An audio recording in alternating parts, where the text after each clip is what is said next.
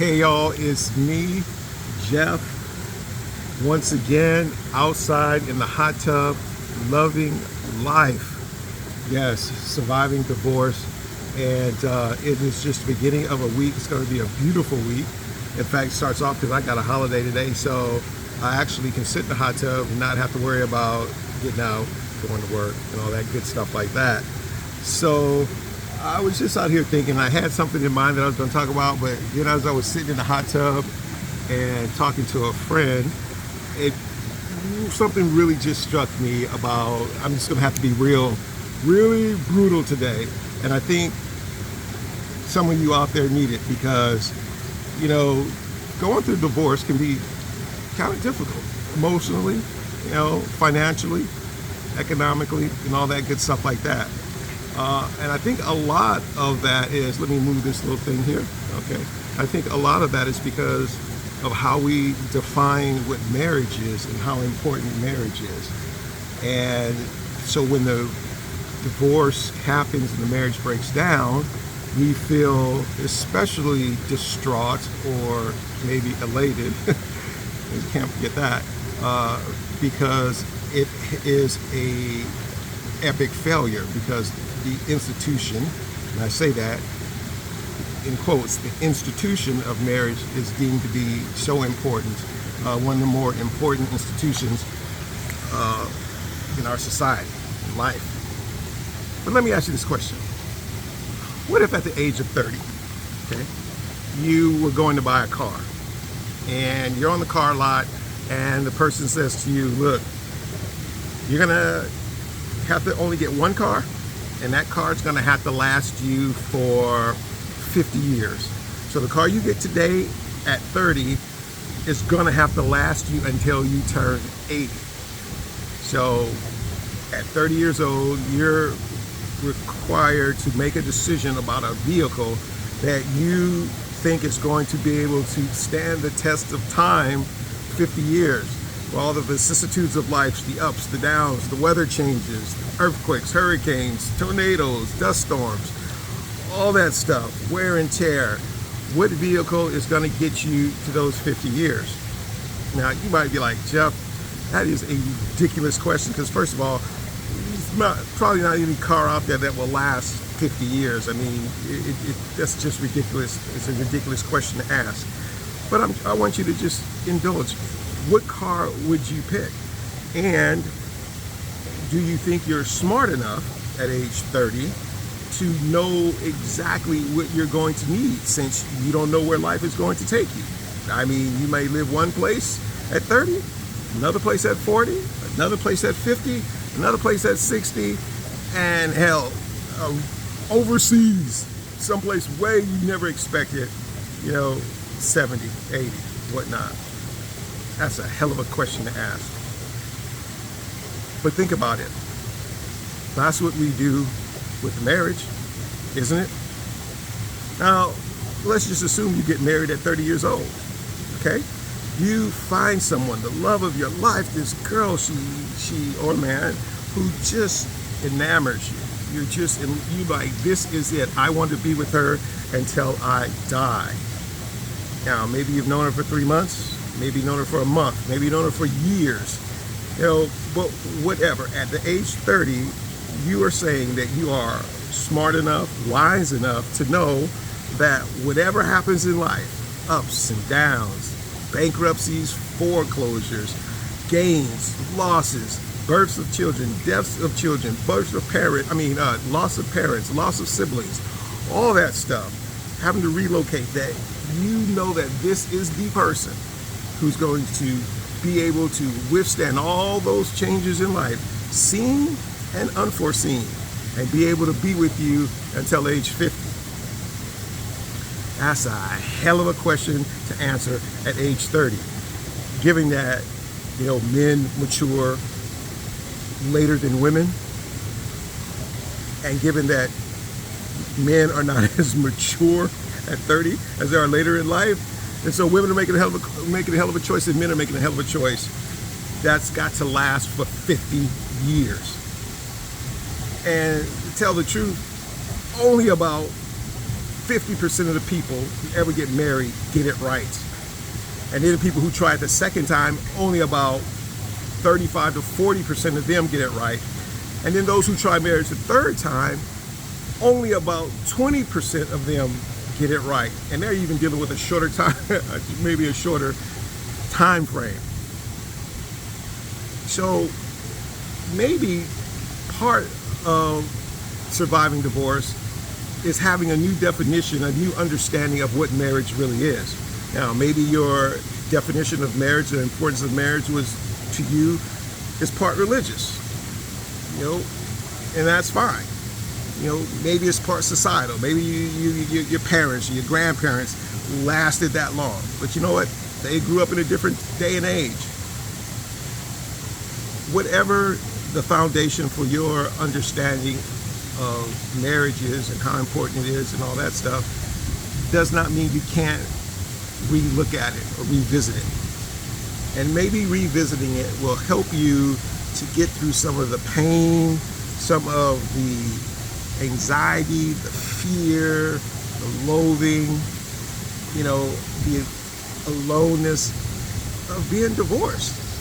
So what are we talking about, Jeff? Okay. What I'm saying is that maybe marriages weren't meant to last 50 years, 60 years, 70 years. Isn't it quite possible? Maybe we're making choices for a shorter term and a shorter duration. You think about it. In our generation, people are living longer.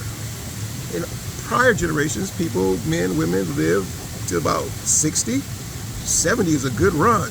Now, it's no sweat on anybody's back to make it till 80 to 90. So now we have a generation of people who are living longer, getting married in their 30s or maybe in their 20s, and being asked to make a basically 70-year decision based on a 20-year-old's knowledge of and understanding and perspective of the world, a 30-year-old's knowledge, understanding, and perspective of the world. Hell, at that age, most of us are at that age, we're just barely out of college or barely into your career, just really hitting your prime. And so maybe the fact that the choice that you made at that age, your first marriage or your second marriage or your third, maybe you didn't have the maturity to make the right decision. Maybe the decision you made was good for the moment, but it's not good now. I mean, it is quite possible that the person you married at 30, you had no idea that who they would become at 40 or who they would become at 50, because they're growing also. It's not like they're just like some statue that's just fixed in time. They're growing, they're maturing, they're seeing life differently, and you can't expect to be lockstep with someone all the time. Now, those who do and get it right, awesome. Absolutely awesome. And I'm good for that. But for those of us who don't, there's nothing to be discouraged about. What you need to do is look at marriage like this. It was a union of souls. And while it lasted, I got the best out of it that I could. I had a great time. We had good sex when the sex was good. We had great dinners when the dinners were good. We had great vacations when the vacations were good. We had great quiet moments. We had laughs. We got photographs. We had a blast while it lasted.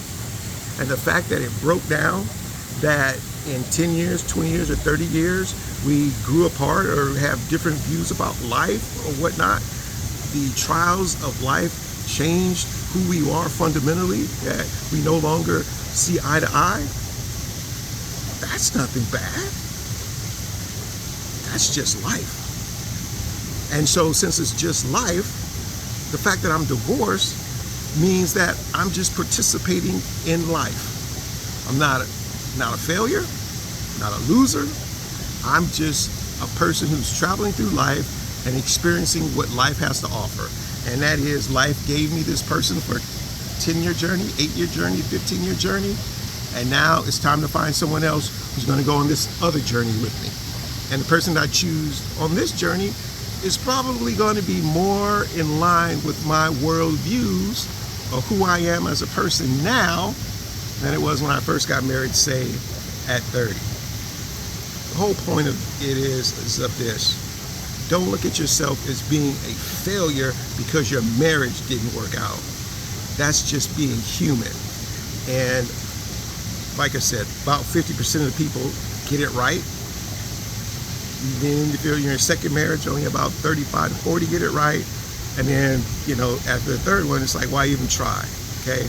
So the thing is just think of yourself, look at it as a learning experience, look back on it with fondness, enjoy the memories, the good memories, and then just move the fuck on. Now, you can be like, okay, but Jeff, well, what about, look, I got kids, I got to pay child support, I got to pay spousal support, I got to visitation. All right, you know what? That's also about being an adult. Grow the fuck up, all right? Because all of us have jobs and have commitments. We maybe play on sports teams. We have family members that we don't like. You go to your job, you like some people and you don't like others. But you know what? That doesn't stop you from going to work and cashing that paycheck. And you have to just re-look at your relationship with your ex now. It's not, the feelings, fuck feelings, right? You're in a business now, and that business is raising your children. And that's a part of just being an adult, okay? Raising your children. So it's just like going into work, doing what you're supposed to do, cashing that paycheck. So you now and your ex, all you just look at it as business partners. Look, all we have to do is just agree on certain things to get these kids to 18. When they get to 18, screw it, they're on their own. And I don't have to have any more dealings with you. Maybe see you at the marriage or graduation or something like that. And that's what I'm talking about, re-looking at and revisiting your definition, your idea of marriage and whatnot, because it's all about your thoughts, right? As a man thinketh in his heart, so is he. So if you just look at it now, look, I'm in business with this lady to raise these kids, then that's it. Like I said, fuck feelings. She got someone else, don't care.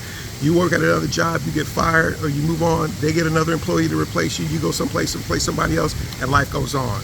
In basketball, football, baseball, they trade somebody to get another person, the team goes on. And that's what you just have to do about life. Go out there, find yourself someone else, someone that's more suited for you on your next journey, right? Think positive, because negative thoughts breed negative results. Positive thoughts achieve positive results, right? It's all about attitude. So think about that. And while you're thinking about it, whatever you do, however you do it, celebrate life. I'll see you in the next episode.